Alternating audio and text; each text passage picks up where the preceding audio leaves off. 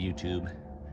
2012 Dodge Ram 3500 short box. I'm going to talk to you today about airbags and the issue I'm having. Last weekend recently installed onboard air kit, which I will show you later.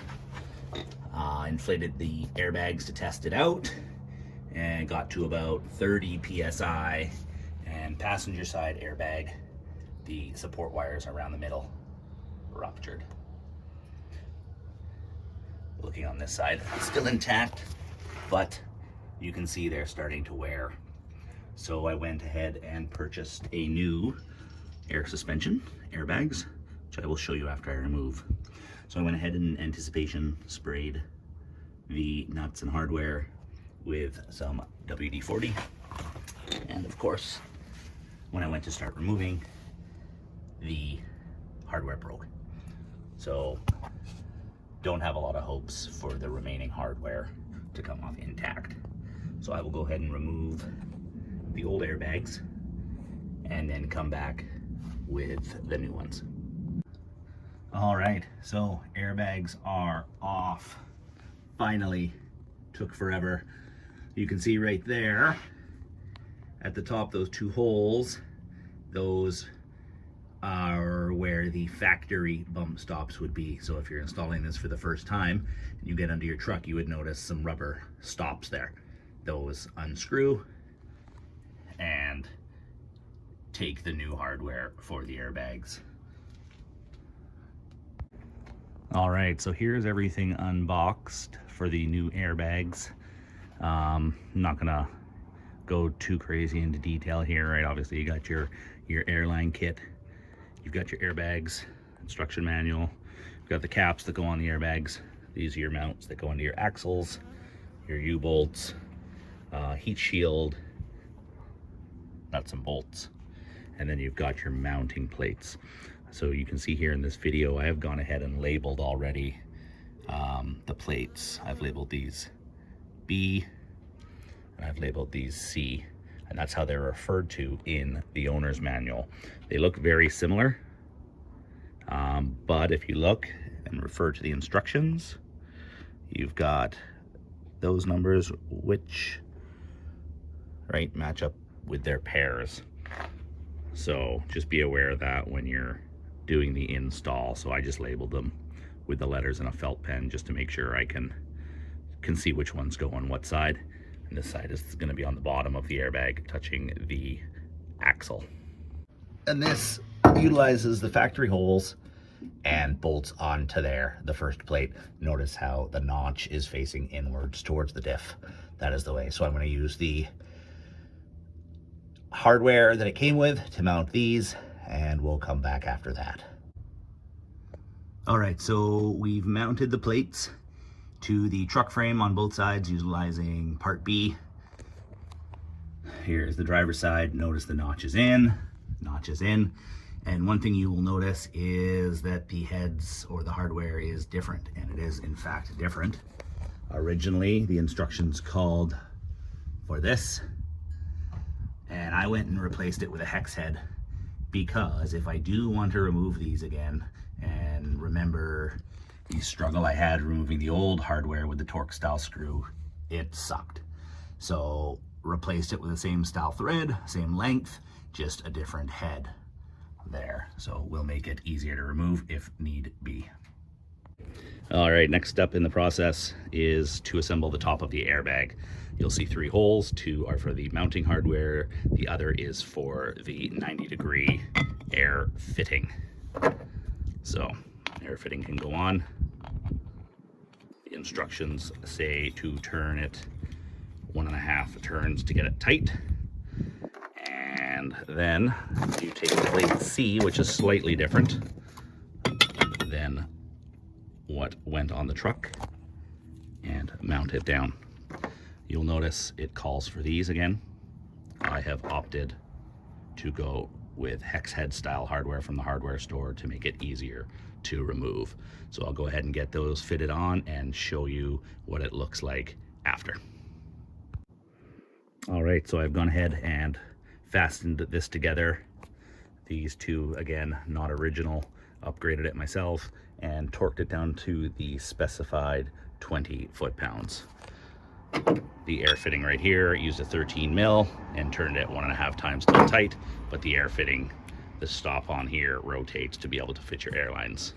This will mount flush up against the plate we already did earlier underside the truck. Next, what I will do is assemble the bottom portion of this airbag, which will be the mounting frame that goes to the axle. I will show you that next. All right, so we've gone ahead and installed the roll plate and then the bracket. This airbag currently is sitting upside down. This is going to be the bracket that sits against the axle on the truck. These will go down and fasten underneath the axle. This step here tells you to leave these finger tight because you're going to be able to manipulate this bracket. So when you flip it upside down, this is what you have right here. So I will go ahead and build the other one. So we have two sets that are identical, and then I'll take you underneath the truck. All right, we've gone ahead and installed the bottom brackets with the long bolts that will go past the axle and allow me to secure them. These were tightened and torqued. The ones below here that mount this frame to the airbag ask to be torqued to 20 foot-pounds.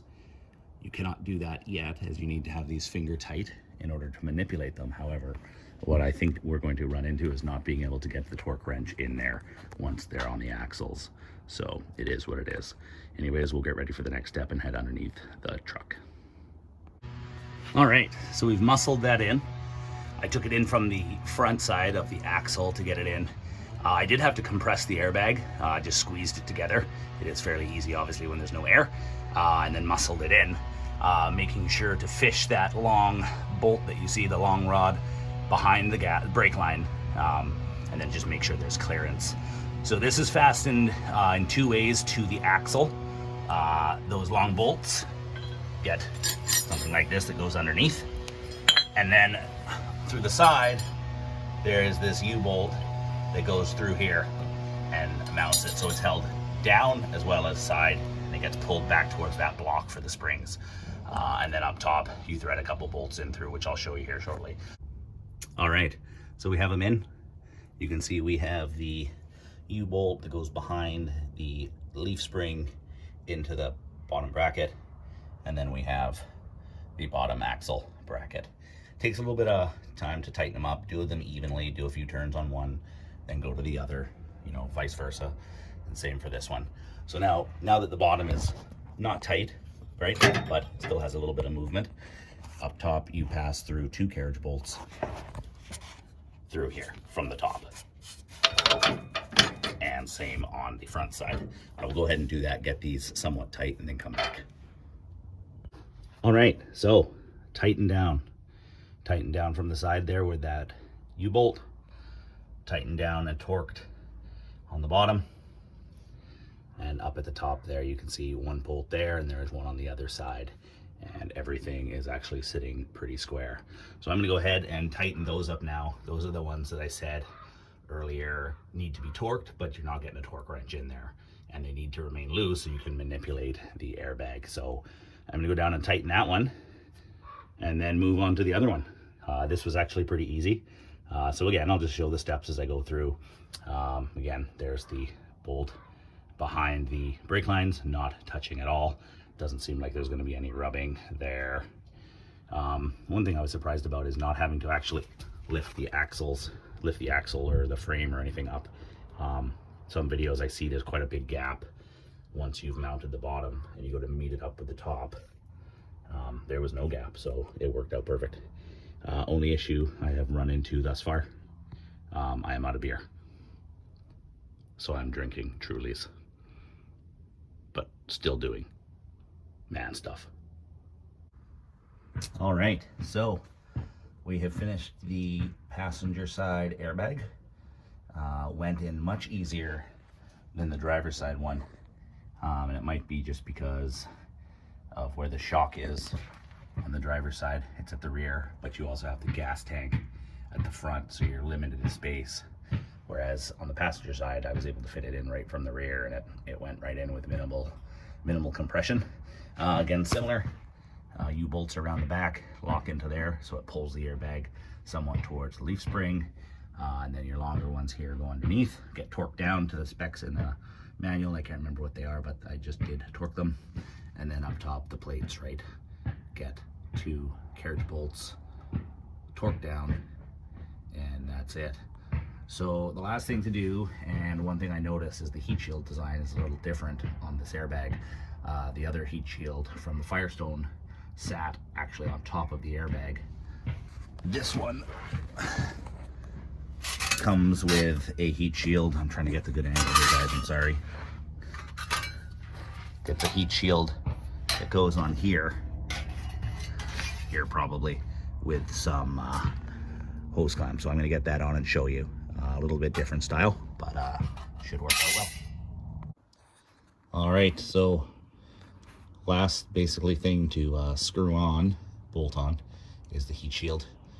This one goes around the exhaust pipe with a couple hose clamps and ends up shielding. You can see it from there. I don't know, somewhere over here. Shields the airbag regardless. Everything has been torqued down. So now the only thing left is to get the airlines. And you can see in here, there's an old one. That's the old one I cut. So obviously going to use the new ones that it came with. My old installation, before I had the issue with the airbags, terminated here. The last person had this truck had just a Schrader valve dangling down here. So you can see this black line here is what I ran last weekend from my onboard air, which is located in my truck, which I'll show you here shortly. So this black line runs back, tied up there with the frame, and goes into the cab where my compressor and gauges are. So now I'm going to take this opportunity to rewire it. And instead of having a Schrader valve here at the back of the truck, I'm going to have it by the gas tank. So I have automatic air for my compressor feeding the airbags. And then if I ever need to do it manually, if say my compressor fails, I can use a Schrader valve. So I'm going to go ahead and start running these lines. Guys, there's lots of videos on YouTube that show you how to connect these airlines together.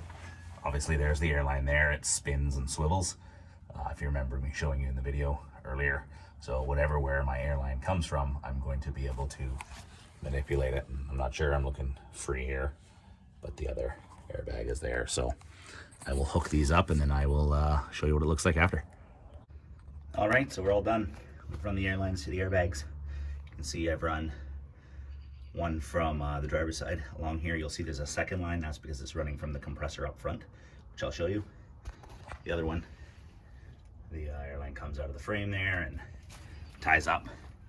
I also put a Schrader valve in case I have an issue with my air compressor. I can manually inflate both bags at the same time. It's a single path system. There's the airbags installed. Right now they're at 30 PSI. Come up front and I'll show you the gauge. So last weekend, as I mentioned, I installed onboard air and installed this system. And when I inflated it, that's when the wire around the airbags ruptured. So currently right now, we're sitting at 30 PSI. I tested all the connections with soapy water, no leaks. So we're sitting there, and the way this is wired is because there's no ignition. I cannot inflate. I can deflate though. There is a limit switch on this, so if it drops below 10 PSI, the compressor will kick on. The way I've wired it is that this pump will only ever work during ignition. So if I have this truck sit for a while, which I do a lot, and for some reason there is an air leak and it drops below 10 PSI, the compressor will not kick on. If it's below 10 PSI and I start the truck, it'll automatically bump back up to 10. So I'll show you the install here. So, pardon the mess. So I installed the compressor in here. And this is a factory cubby hole. I took the drop-in container out so I can use that another time, but basically we use this area. So what you're looking at is the heavy duty compressor. You see right there is the limit switch that is set to 10 psi. So if it drops below 10 psi, it will kick on. After the limit switch, you'll see this T right here. That T goes to the airbags in the back, goes through the plastic container to the back.